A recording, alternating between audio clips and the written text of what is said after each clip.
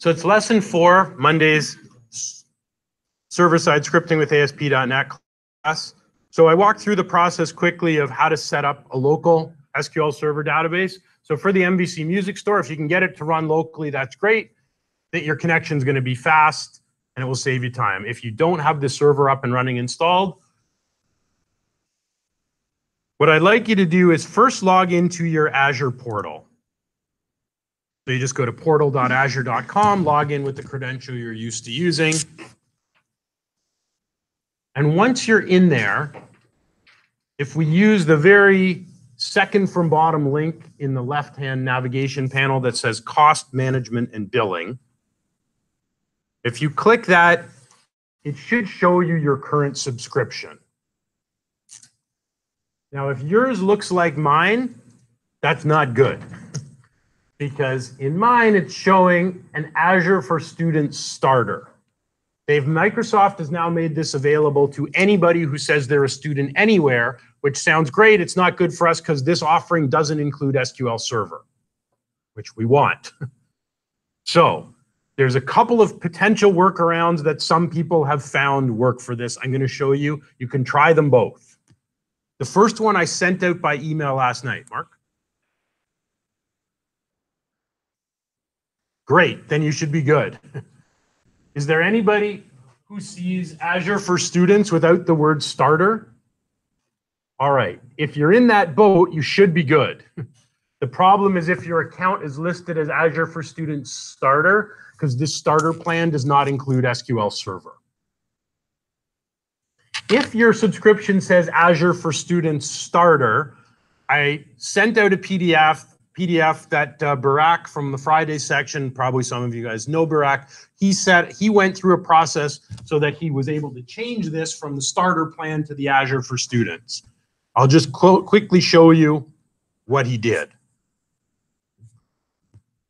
So the first thing that he did, so he said originally his plan looked like mine. It said Student Starter.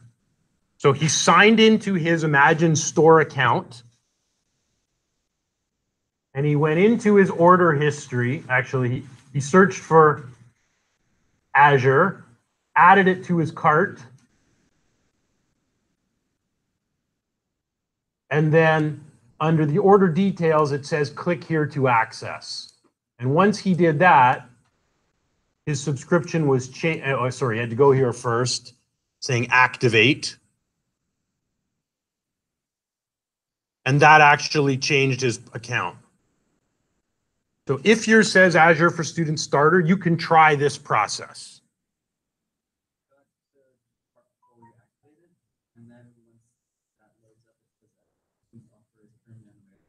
Right. I'm having the same issue. So here's the second thing to try. Ross and I just spent an hour before I came up here grappling with this, and Ross came through a different process that he said managed to work for him. So I've got it. I'm pulling out my phone, which I never do in class, because he texted me his whole solution with screenshots. So let's see. And he just texted me asking if I'm free to go over this tomorrow. Okay, so here's how Ross did it. He said the problem has to do with your account has not been verified by Imagine. So here is Ross's suggested fix. Go to imagine.microsoft.com. So go here.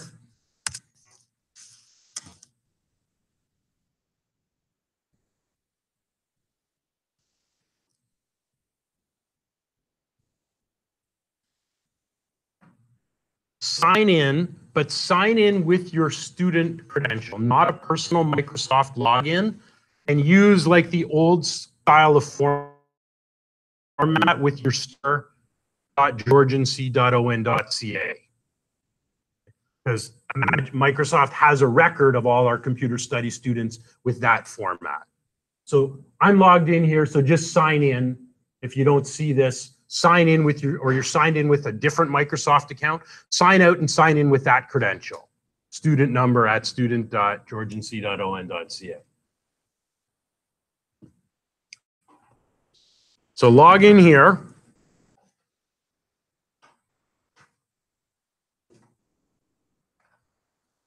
and then click your name, and if you don't see this, you should just be able to click your name here, click on it, and that should take you to a page. I can't show it because I don't have it. That there should be an option on the left that will say Get Verified. Azure Get Verified.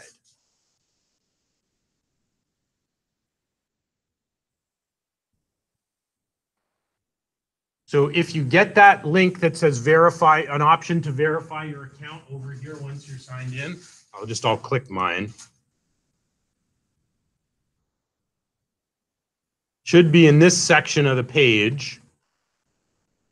It will either say you're already verified or prompt you to verify. So it says I'm already verified. If not, there'll be a button here that says Get Verified Now, and it will ask you to verify in one of two ways. Either using an Azure passcode you got in the Imagine store, or just verify using your school email. If you choose verify your school email, they should send you, click on that and it'll send you a verification link. You can also try to get it from the store. It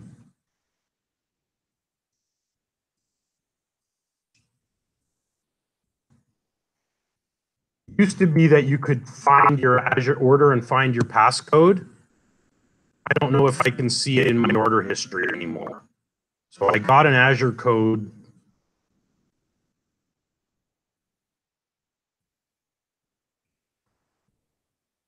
Now I can't even find it. Ordinarily, if it's here, you view the details, you can get your license code. But I think they've changed this, I'm not sure. So try and verify with your student email if you can.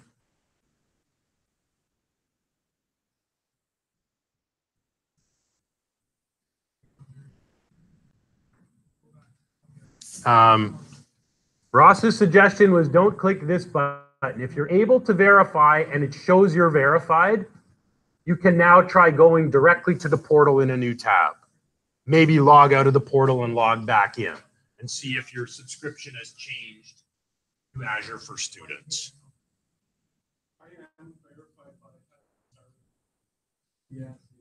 Verified, but it still shows the starter. Okay. Keon? I'm verified, but I don't have any. You have no subscription. No subscription.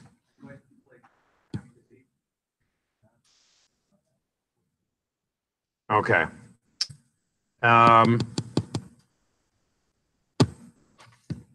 Okay, so we have two scenarios. There's some people that are like mine. So mine shows as verified, but yet it still shows me as having the starter account. So in this case, all I can do is, I think so there's one scenario. You have an account, you're verified, but it's showing as starter. And that's probably a lot of people in the class, and other people have no, so it's Kelcey, right? So you have no subscription even though you're verified. Okay.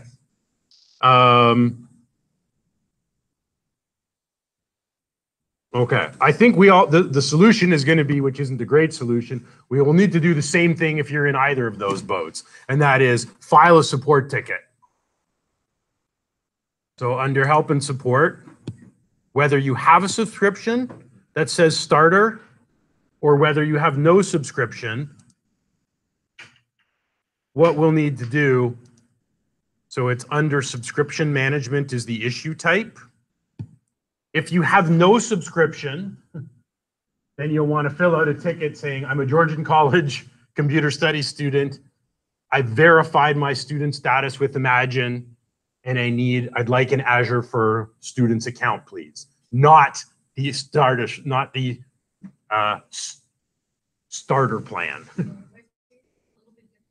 Yeah, because you don't have. Yeah, so if you have any way to fill out a ticket, just describe the issue. If you have the same scenario that I have, where you have the Azure for Student Starter, let's fill out the ticket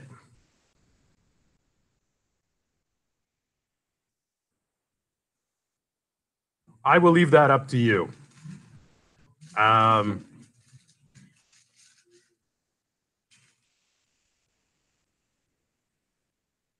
I'm not even sure I can sign in. I'll just say other subscription questions.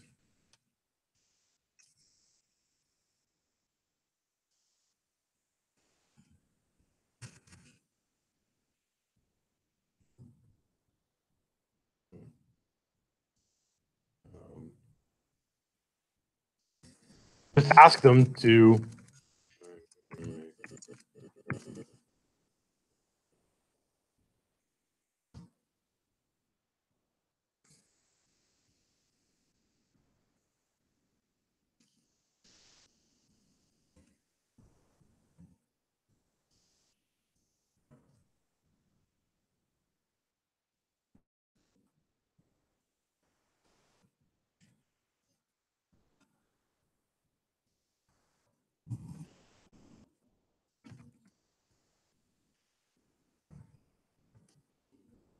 I'm just saying we're using SQL Server in our .NET course, and can they please modify the subscription type?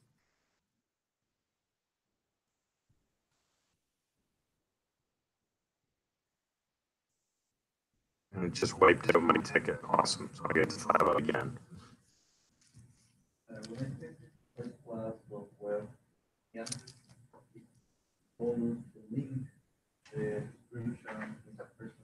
We used to have to do that, and then last year they said we didn't have to do that anymore. Notice I'm signed in. I'm not signed in with the Georgian account.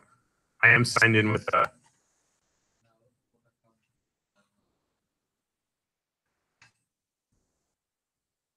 So what I would probably do is log in with your student account and file the ticket under that account, because if you use the format of your student number at student.georgianc.on.ca, they have that in there. Like, we submit all those student emails to Microsoft.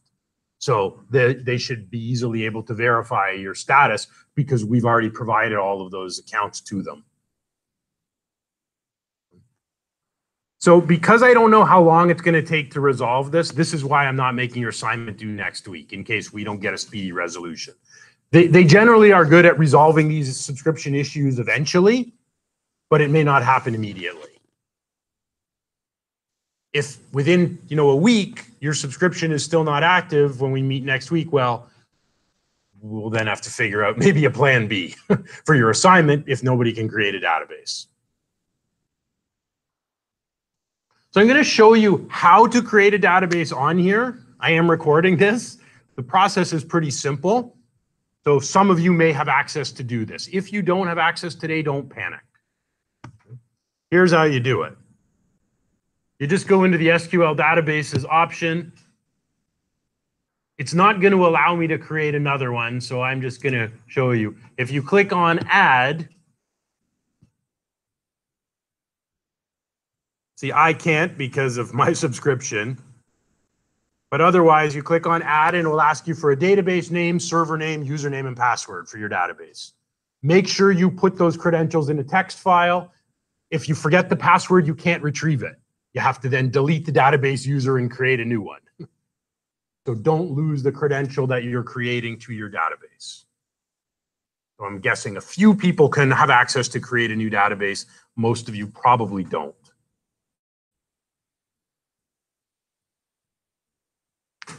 And now I'll show you in a minute, give people who can create a database a few minutes to build one. And then I'll show you how we can populate that database. And if you can't connect, I'll show you how to connect to my music store on Azure. So you can use my database for the music store for now. So I'm going to put up, I'll just write them on the board. I will put up the credentials that you need for my database.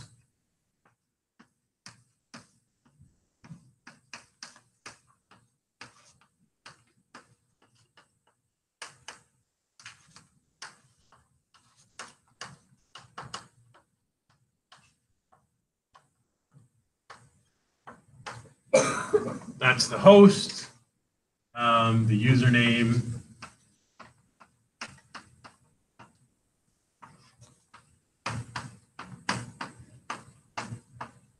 Here's the password. And the database name is MVC Music Store. Not case sensitive because we're on Windows. I guess it's actually, oh no, sorry. Music Store.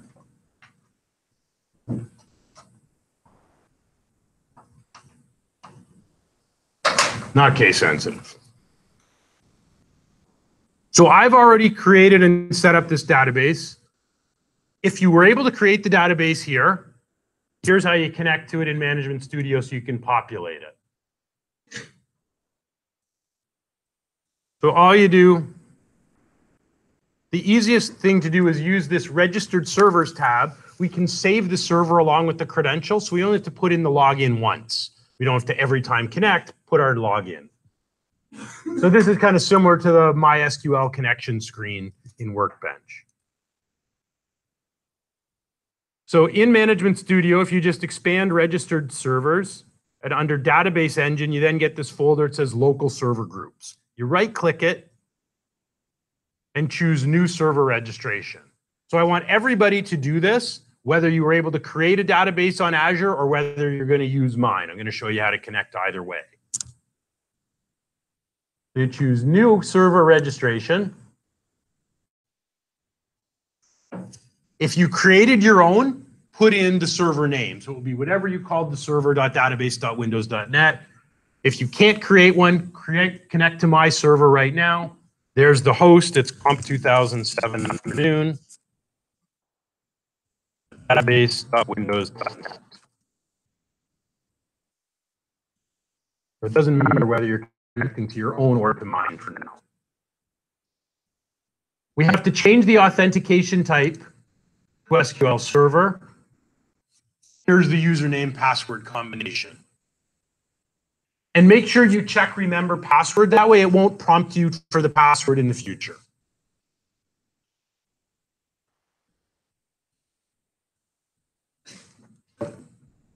And then if you want to check it, just click the test button here and Management Studio will ping the database on Azure and it will send back either some kind of response.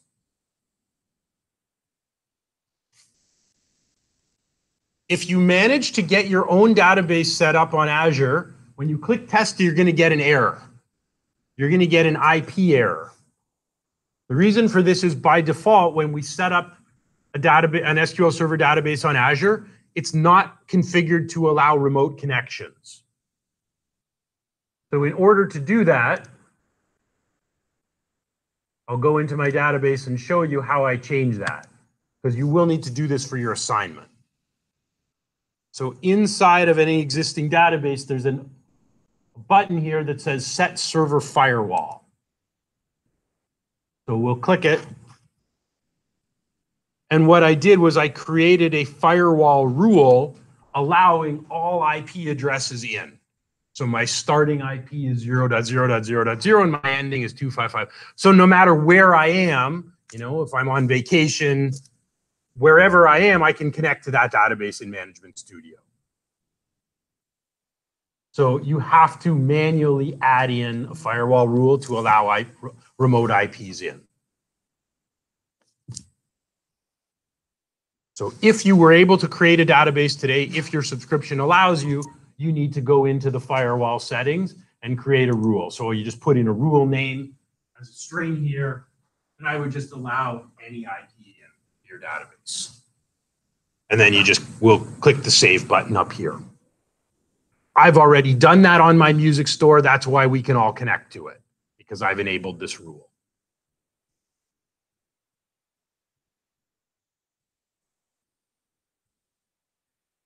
So if you're able to connect to your own database, all you do to connect to it is just, so I already got it, my connection stored here.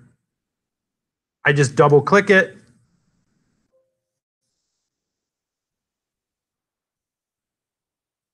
Interesting.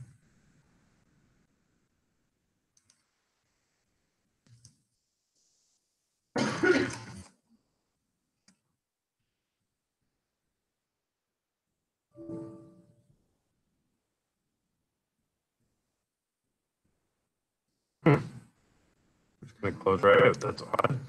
Are people able to connect? You're getting connection errors to my database. Connection error? Okay. Maybe I put the credential up wrong. Wouldn't be the first time. I'll try it again. Has anybody gotten connected to this database? Okay. Let me try it again.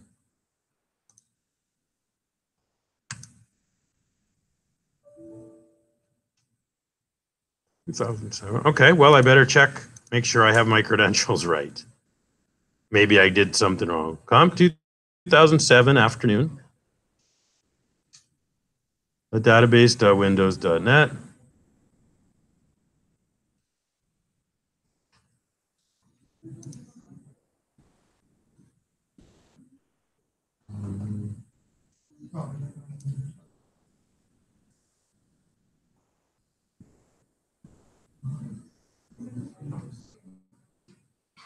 Music store. Who is able to connect to my music store database? You're able to connect with those credentials?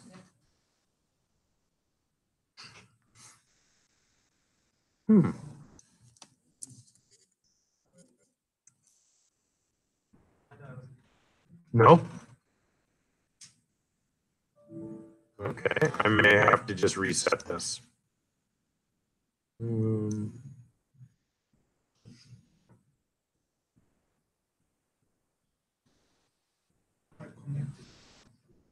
connected? Well, that's interesting because I haven't changed my credentials. My whole class on Friday connected.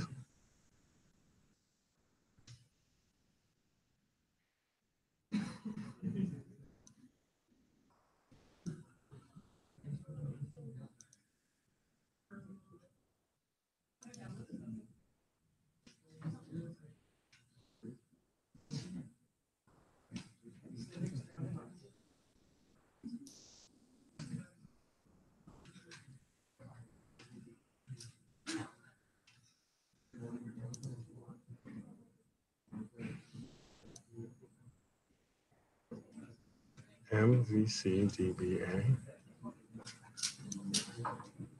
So Tuna, you're the only one. You have the magic.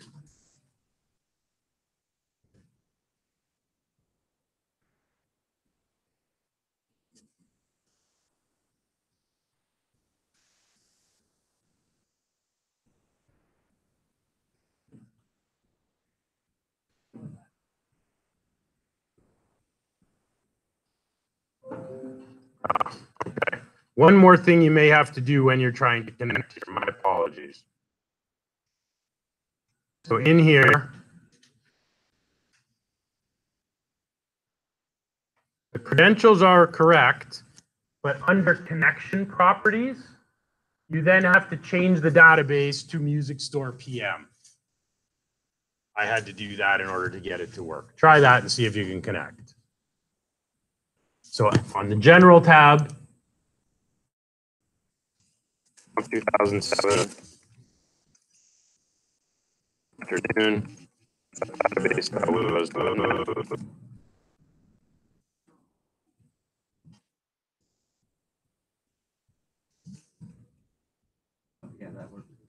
so under connection properties, we need to specify the database. So it's Music Store. Not case sensitive. That worked? Okay. So now you should be able to see the tables if you're connected down here. So if I expand the Music Store, we're going to see I've already built the database, but I have some extra tables. I've got album, artist, genre. I have all these 5 other tables that start with the word ASP.NET. Those are used for authentication and authorization. We're not going to deal with those today. We'll deal with those later.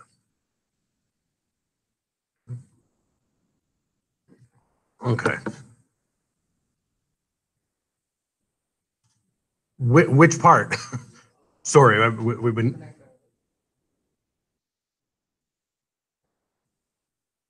To my server? Under registered, do you go into this registered servers section. If you don't see it, you click on view and registered servers. Sorry, but I can't spend too long trouble. Okay, so create your database. You have to create a database and the username, password, whatever you want. Okay. And what about this one? Well, you don't need both. You either can do it locally or on Azure. I'm showing both. You don't need to do both. It's up to you. Okay. So let's finally open up our music store application, and you can connect your music store. We can all connect to the same database. That's fine. When Microsoft sorts out your subscription, if you want to create your own, you can. If you want to connect locally, you can. So I'm going to show you both ways of doing it. So I'm going to open up my project from last week. It'll be in the recent projects list.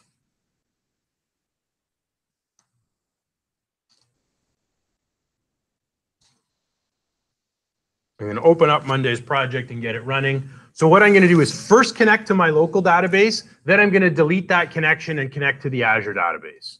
Some of you have it running locally and a lot of you don't. So I'll show you both methods. So I'll just launch my project.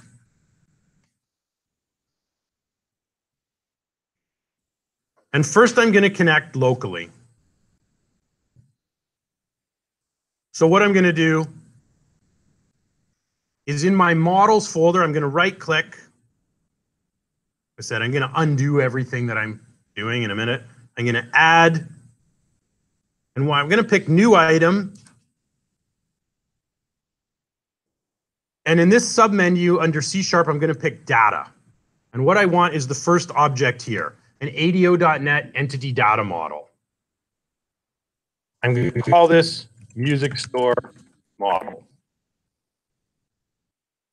We're using the entity framework library we mentioned earlier in class. This is the data access library that serves as the bridge between SQL Server and our ASP.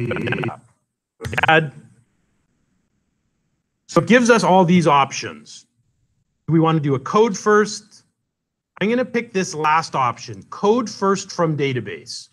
This means we have an existing database we want to connect to, and we want Visual Studio to generate model classes based on the tables we already have. If we don't have an existing database, we could actually create the models and use Entity Framework to generate the tables in the database. That's the code. That's the first code first model. So I'm going to click next. So now you probably won't see this screen. You probably get this screen, I think.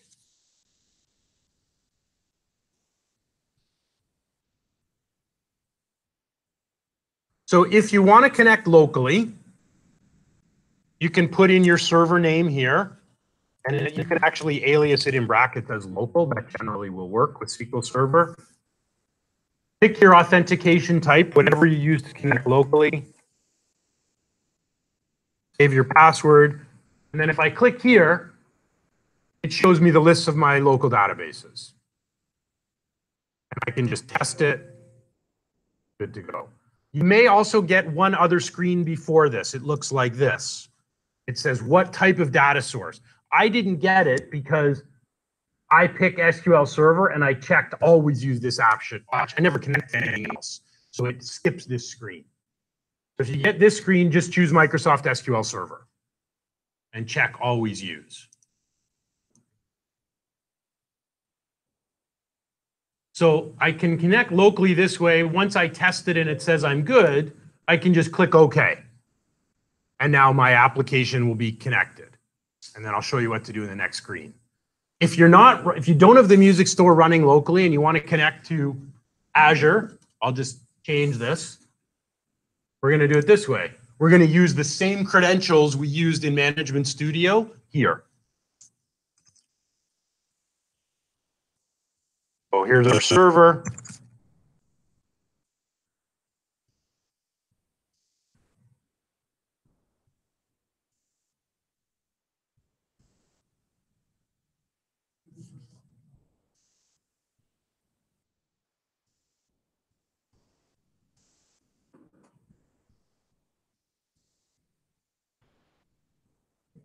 Make sure you enter the database name. Music store PM. Notice it actually came up as I was typing, it automatically connected and found that database. And now I can test this one. So connect either way, doesn't matter. Connect to your own Azure, connect to my Azure, connect locally. You get 3 options. It will be fastest if you connect locally. I'm going to use Azure because what I want to be able to do is then put my application online. If I use a local database, it's not going to work if I deploy it online. So then I'm going to click OK at this screen.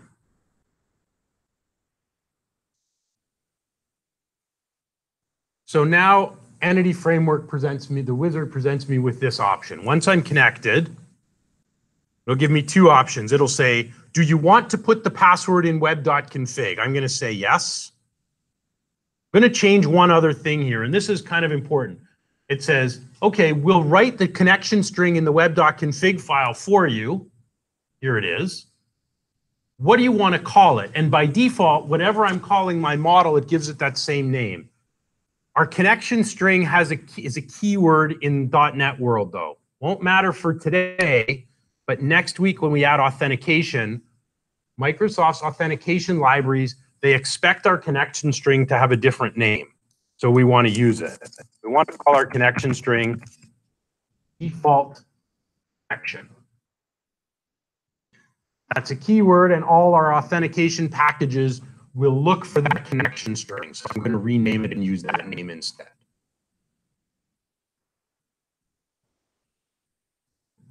So I checked yes, include my sensitive data, and I checked save this as default connection.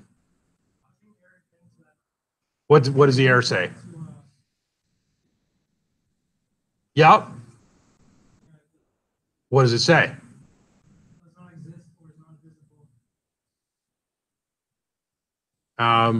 Double check you've entered all the credentials, and especially the password, correctly, and make sure you've selected the database name in the drop down at the bottom.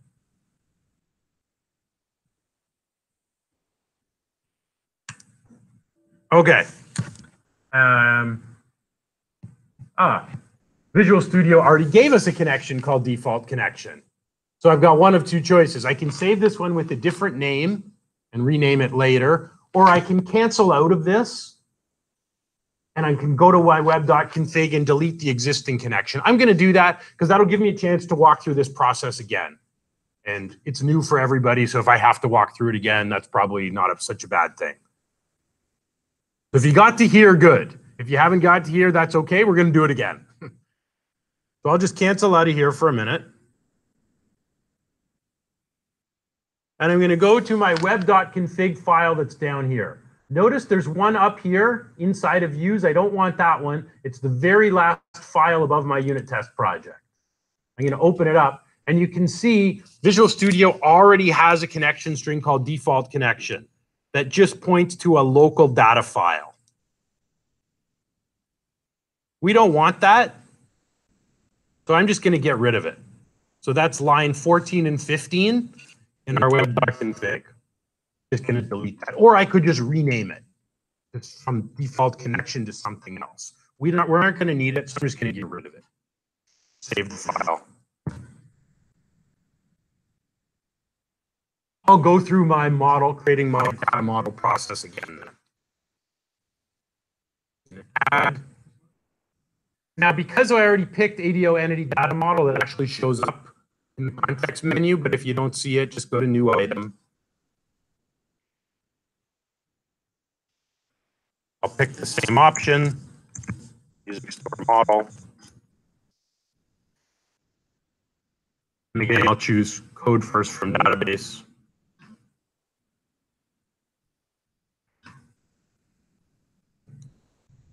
And I'll enter my server name, my username, password, database name, and I'll say include the sensitive information. And this time it should allow me to proceed with the connection string called default connection.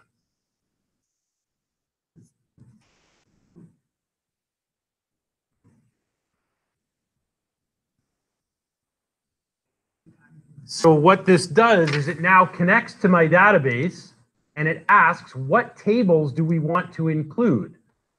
And it shows me all the tables. I don't need all of them.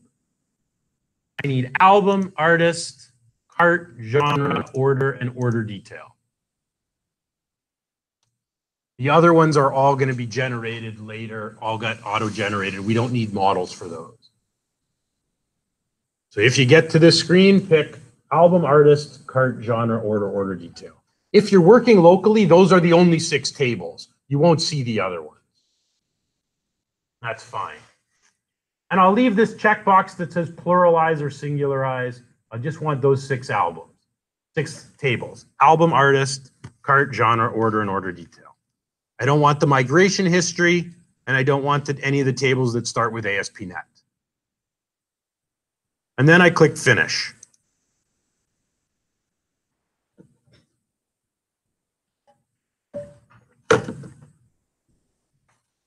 So Visual Studio is going to build a model class for each one of these tables with all the properties, data types, validation rules, and get and set methods.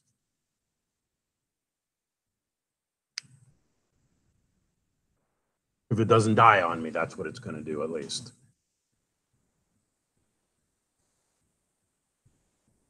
It also will add some references to some of the entity framework packages that our project is going to need. I'm not optimistic this isn't going to fail, but we'll see. I may wind up having to close Visual Studio and running it again. With many of us hitting the same database at the same time, that may be part of the issue. We're all trying to do this simultaneously against the same database.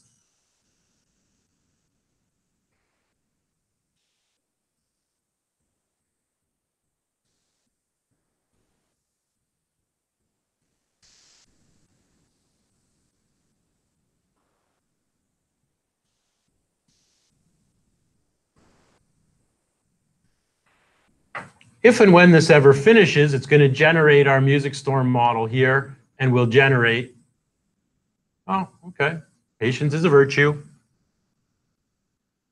So it will say your web.config file has been modified. Do you want to reload it? I'll say yes, because now my connection string should be added in my web.config. So now if we go back here, it's created a new connection called default connection, and it's got the credentials here. So here's our music store model. So this inherits from Microsoft's DB context class. So this is an object of type database connection. So it's this class that makes all of the calls to the database. So it is based on our connection string in web.config. And it also lays out the relationships between the various classes. So wherever we have, so for example, the relationship is one album can be in many carts. So it actually says that these two models have this kind of relationship. So rather than us having to write all this code, Entity Framework has automatically written all of these rules. And if we look in our models, we now have models for each of the tables I selected. So here's our album model. So we created a little album model last week, but it's been overwritten. So here's the relationship, one-to-many with carts, one-to-many with order details. And here's all our public properties. We've got an ID, genre, so there are foreign keys with getters and setters. And then we have validation rules that come out of our database as well. What fields are required, data types, etc. So Entity Framework has built all of our model classes for us that exactly mirror what's in the database. We didn't have to spend any time. We just had to go through that wizard to generate them. So what we're going to do now is we're going to use some more auto-generated code to create some views so we can start interacting with some of the tables in the database. So we've got a new album model. So that album we did last week, we don't need. So let's go ahead and create, let's see. Let's right click on controllers and let's add a controller. So far we've made an empty controller. This time we're going to pick an MVC5 controller with views using Entity Framework. So that's our third option here. Click add. We're going to pick our album model. Our data context class is the music store model. So that's the connection class we just created with the wizard. Our layout page should already be defaulted. And notice it actually assigns the name automatically at the bottom. If I pick album as my model, it gives it the name albums, plural controller. So all I need to do is pick album and pick my music store model in the first two dropdowns. Then click add. Okay. One thing we need to do, we already had a model called album. We've replaced it. The wizard says we need to build the solution. So I will just build. Okay, we get to do the process again. So now that I've built, I'll try it again. Add a controller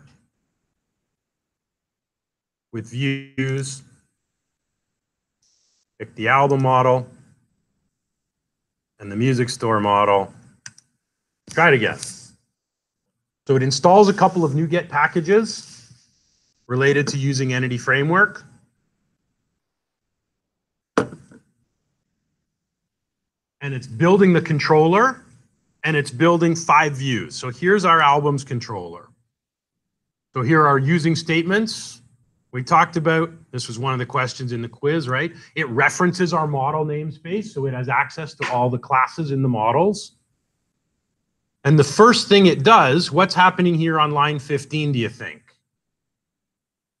So this is outside of any one method. As soon as we create an instance of this class, this is going to run. What do you think's happening here? Any guesses?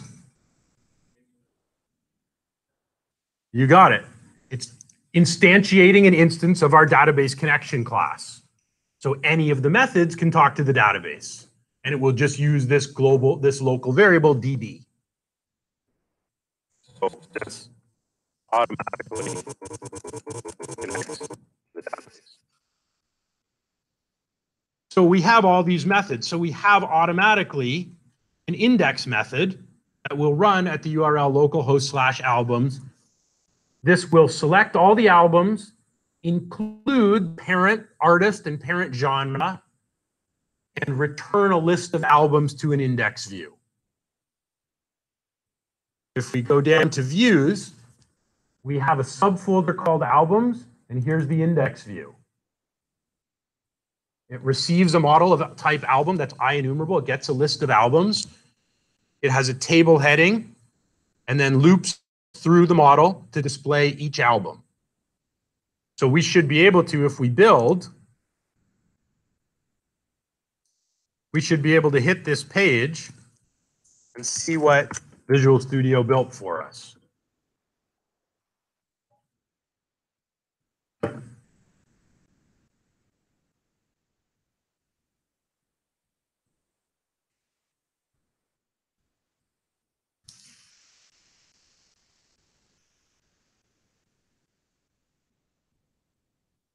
So we get an full page, all 246 albums. We can edit. Say I want to change the price. Put that album on sale. My edit works. I can delete, or I could add a new album.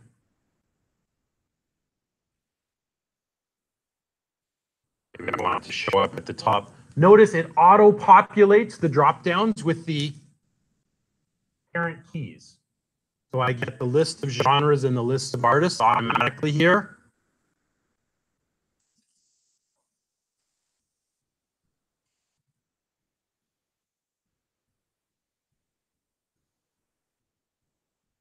Whoops. It has built-in validation. I didn't mean to make that error, but you notice when I put a string in the price, it has a built-in validation rule.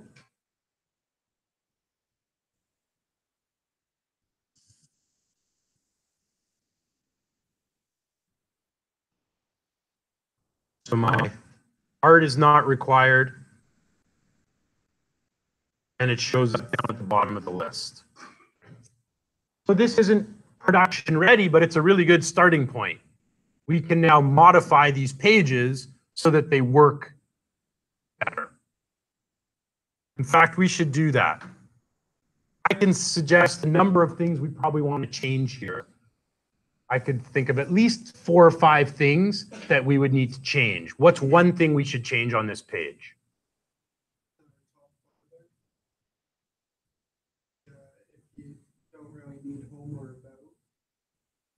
Okay, so yeah, so we could change the navigation. We should probably add a link to this page. So maybe let's do that. Let's go to our layout file and add a link called albums that calls the index method. So that's a good suggestion. If we go to views, shared layout, let's add a new action link called albums. It calls the index method and albums controller. Now we have an easy way to get here by adding a link in our nav bar. So our link will say albums. It calls the index method we're looking at of our brand new albums controller. Okay, so that's a good suggestion.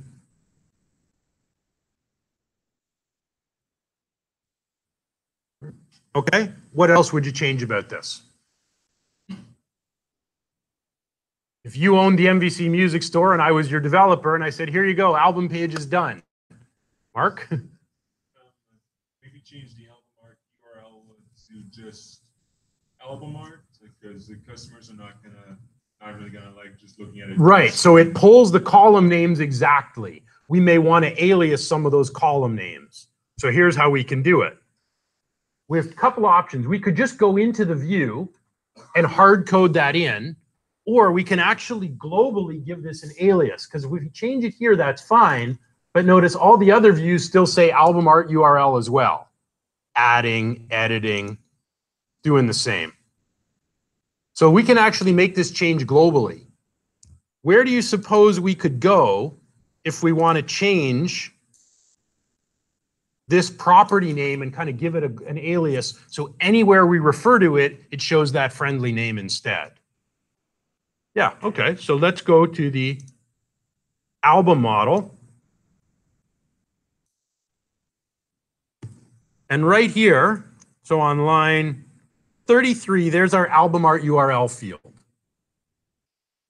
So either above or below this string length,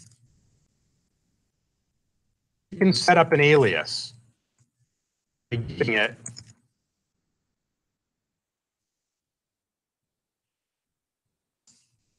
oops, that would be name equals. By making the change in the model, this should update all of those views simultaneously. Any view that previously said album art URL will now say cover. We just have to build that change. Doesn't really matter. So these are what are known as data annotations. We have fields in our models, so any rules around them, display formatting, that's what these little annotations in square brackets indicate. So let's go back here now, refresh.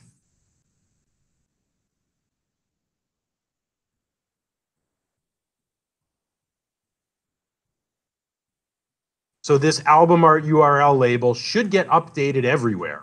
Now it says cover. We click on edit, cover. We go back to our list and click add.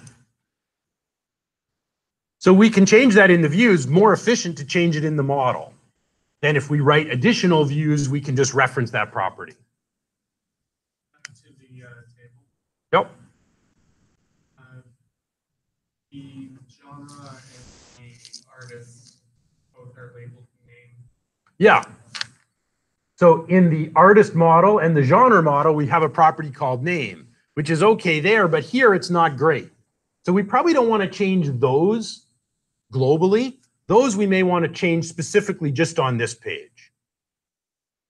So we can go into our view, our views, albums index.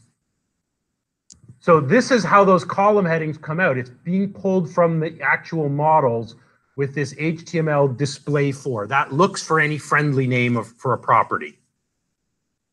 In these two instances, maybe we'll just hard code in because we don't want to make this change globally. We'll have artist and genre.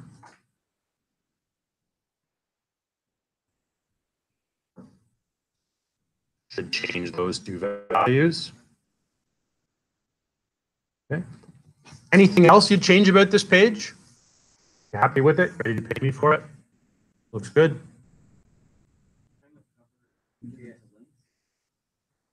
Sure. Not only could we turn them into links, how useful are those? Yeah, let's actually show the pictures. Okay. Now, you notice for these two, all of them say placeholder. I modified the database, so I actually have the cover images on Blackboard. We can download them. So let's go and grab those, and then we can modify this so that the images actually get shown. Yep. I noticed column names at the top still say name, but all the artists and genres are now just say artist. Good point, because I had made this change inside of the loop rather than in the header row. Yeah, I meant to change it here. I meant to change the header row. I changed it in the data rows instead. This should be REC. This should be and in the TH tags. Thank you. Bitch. Refresh the page and never even bothered to look. Okay, so how do we get the artwork there? So now artist genre. If you go into Blackboard, go into week 4. And there's a few files here we're going to add.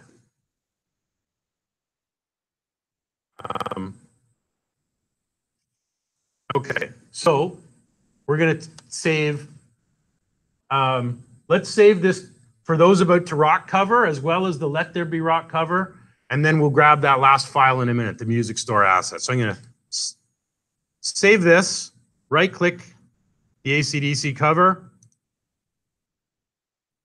And I'm going to save it in my web project, content. There's no images subfolder here, but I'm going to create one. This is typically where images will go inside of content. I'll create an images folder. And I'll save that album cover here. And then I'm going to grab the second AC/DC album cover. I'll save it here as well. And then let's download this last file. This is a zip file. It has a few other things. It has this placeholder image. It comes with the tutorial. It has a little logo for the music store. It also has some custom CSS. So grab and download this last item that says music store assets. I'll just save that anywhere in the project.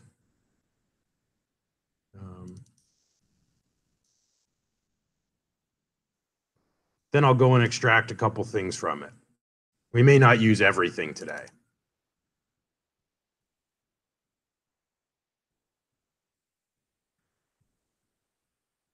So I'll just open up that archive.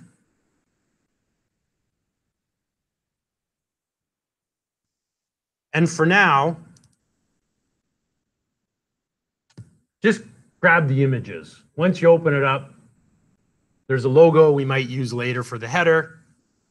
And there's this placeholder GIF. So just copy those into the content and images folder.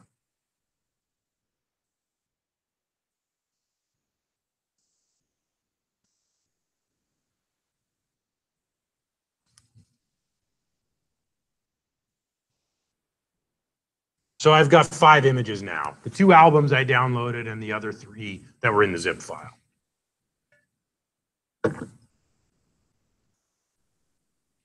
Now this images folder and all the files are new. So Visual Studio isn't going to be aware of them yet. If I go to Solution Explorer and look in my content folder, all it has are the CSS files. So it's not showing us that images folder and all the stuff we've just put in it. Here's how we fix that. If I click on my content folder, there's a button, little button here, it's third from the right in Solution Explorer, that says Show All Files. This will show me everything that's in the directory on Windows, whether it's included in the project or not included. So if I click that, you can see the images folder shows up now, but it's kind of gray. Unlike the other folders that are yellow, it's gray, and none of the files have any icons. If I right-click the images folder, and I can then choose this option, Include in Project, and that then recognizes the folder and any files and makes them part of my project. The other reason we want to do this, if I don't include it in the project, I can link to the files locally, but if I commit to Git, it won't add any files that are not considered part of the project. So I'll just right-click and choose Include in Project. My folder turns yellow, and now all of these get the correct icons, but they're images. I can turn that off if I want.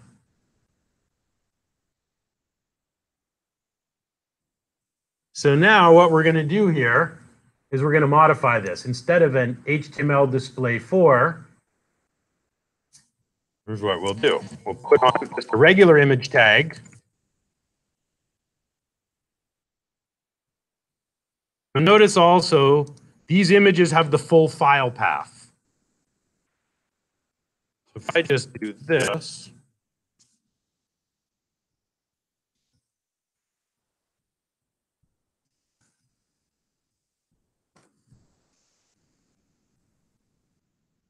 we'll dynamically set the source of that image tag to that server-side value, the URL to the image file.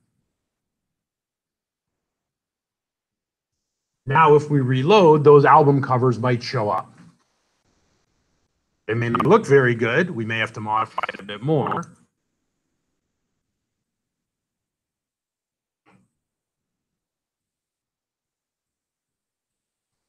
Okay, so we have a bit of a scaling problem. It worked. Again, we're not done. So maybe what we want to do, this size is probably good. How big is this? Let's see.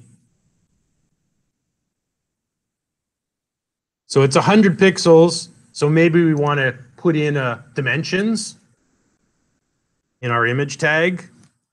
So it will scale.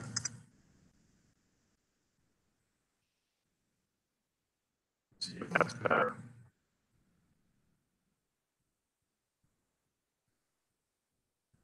Oh, I guess it should be 75.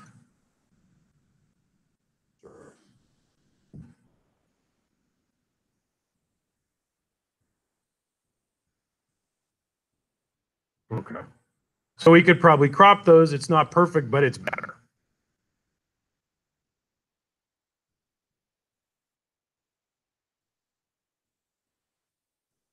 So we just replaced what was here with the regular image tag, and we injected the item URL as our source.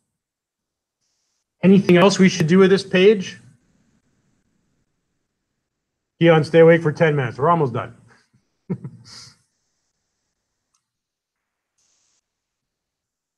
I see one other significant problem with this page.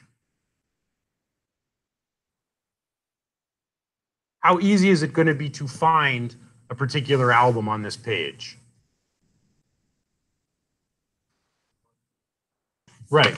It's not sorted, right? When I added a new album, it put it down here at the bottom. So we probably should do 2 things. One is we should probably resort the original list, but we should also give the user the ability to sort based on something else. So what sorting order would make sense when we first load this page? Because right now it's just loading based on the album ID. So every time we add a new album, it just goes to the bottom. How would you present this list in a way it would be easy for someone to find something? Okay, so by artist, makes sense. Would you do any additional sorting? So here, Pearl Jam, we've got 5 Pearl Jam albums.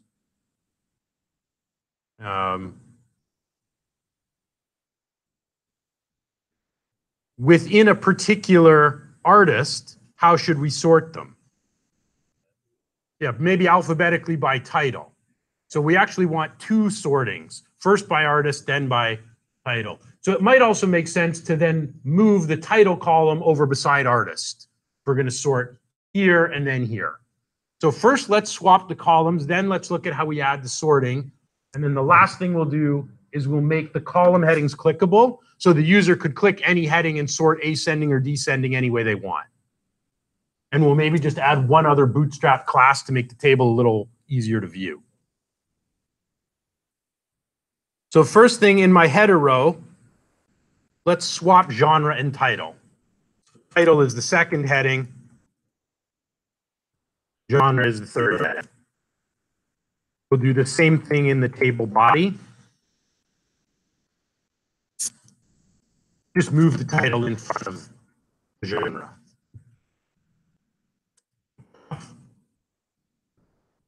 We've only reordered the columns. We haven't changed the sorting of the data. Where would we have to go to resort the data that comes to this page?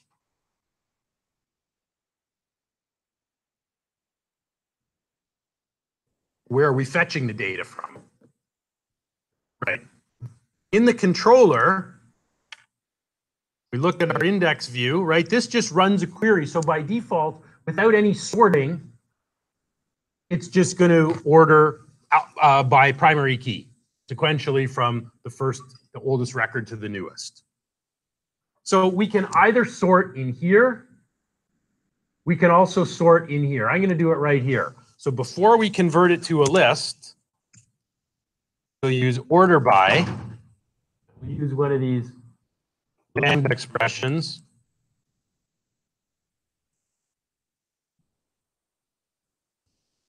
We're going to sort by artist name. So that should mean that new AC/DC album that right now is showing at the bottom that I entered, that should jump up and should be in the first 3. We'll compile that change. So you may notice we've gotten all this done without writing any SQL. You won't see any SQL commands. We don't use SQL. We're using this Microsoft kind of query language called LINQ, Language Integrated Network Query. And it's got things like sorting, filtering, where clause. Let's refresh. And that album I added should jump up to the top.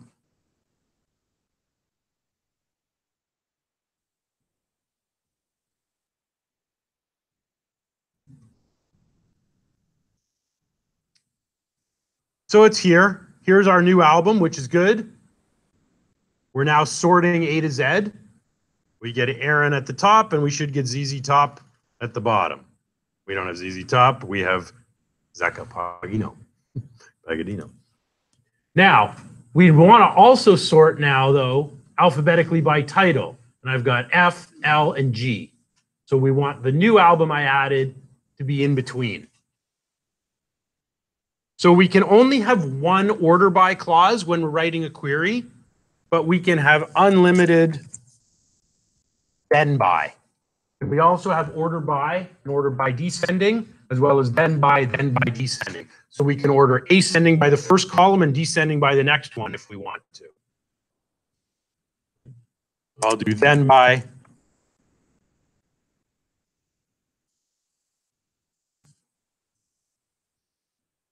First by artist name.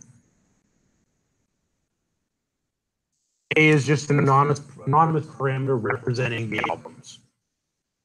So now we should be sorted the way we want. After refresh, greatest hits should come before Let There Be Rock.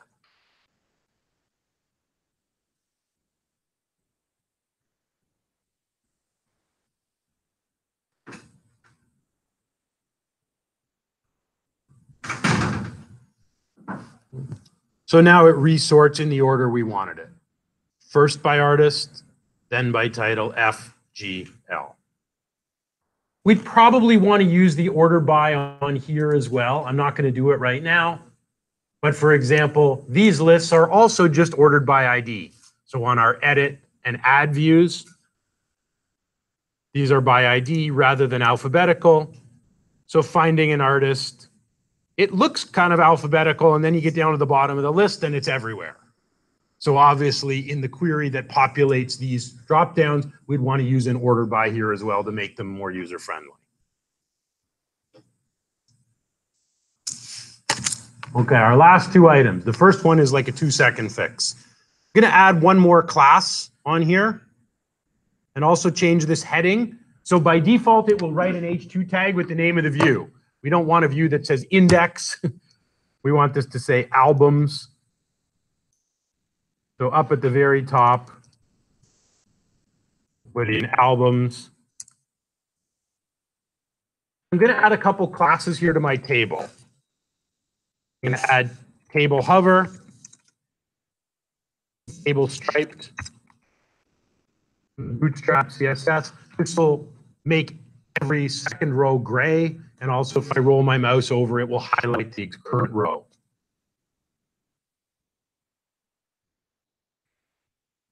So our title here and in our browser tab should change to albums. Now we get alternating background colors, and I get this rollover effect.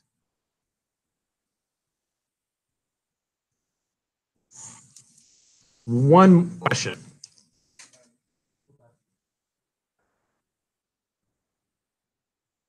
I added table dash hover and table dash stripe to the table definition class. But the last thing we're going to do is grab a simple JavaScript and throw it in here. And that JavaScript will make our column headings sortable. So we can click any column heading, the data will resort. We don't really have to write any code. We just need to grab the library, implement it, and add one class to our table.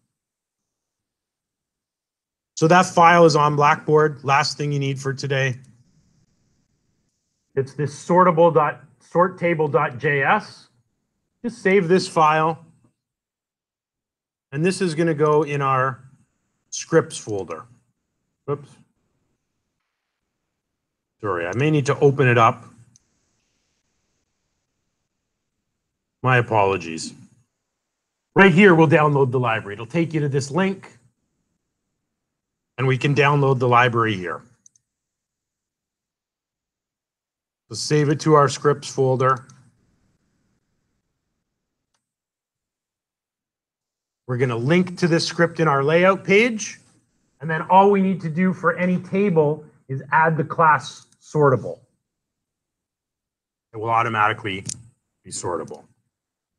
So in my layout page,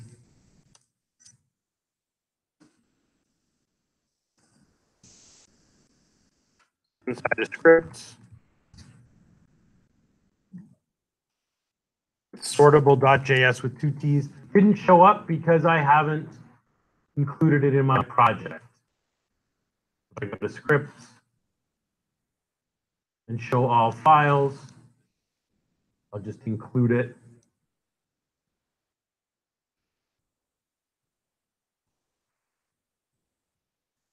And if I add in here the class sortable with 1 T, which is bizarre, now I should be able to click any column headings and my table will sort. This is a nice, useful library. You can put it in any page with an HTML table.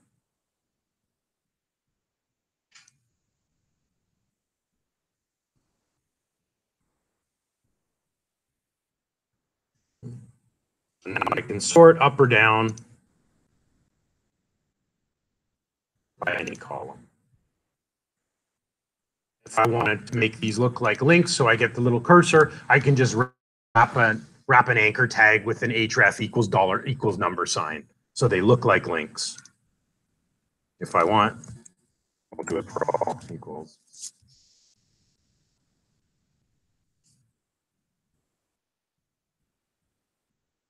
And this will be blue, and I'll get the little cursor. So I could wrap the other column headings in an A tag. So our scaffolding, what Visual Studio built, it gave us a great place to start.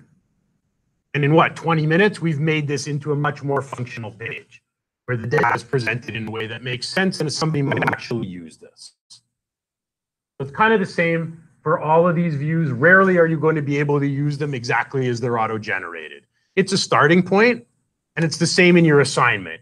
You can use this tool to auto-generate your models, controllers, and views, and then you need to make the same kind of adjustments to the views and the controllers and the models that we've made so that you're creating a more polished application where things have friendly names, where users can easily access or view the data. So kind of what we've done today with the albums, this is the guts of assignment 1. You're going to use these tools to build some application of your own. Okay? Question, you're stretching. Okay, that's all for today. Make sure you contact Microsoft about your account. If I have any other updates on how we can get it to work, I will send those by email. Okay? David will be with you for a second.